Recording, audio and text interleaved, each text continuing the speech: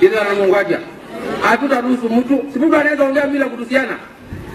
Wale wanaomba kura wangangane na William Ruto waombe kura. Lakini ukitusi Ruto ujue si kitu hizi. Kwa hivyo wale wanatoka hapo na zingine wanaleta mambo ya huku matusi. Sisi hatutakubaliana na nyinyi.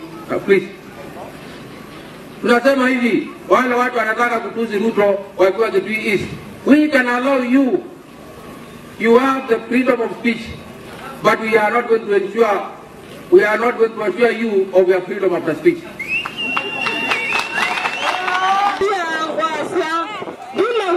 Senator Kalonzo Musyoka 2027 ni na ndina huya asandeni na wa mama na wendo agama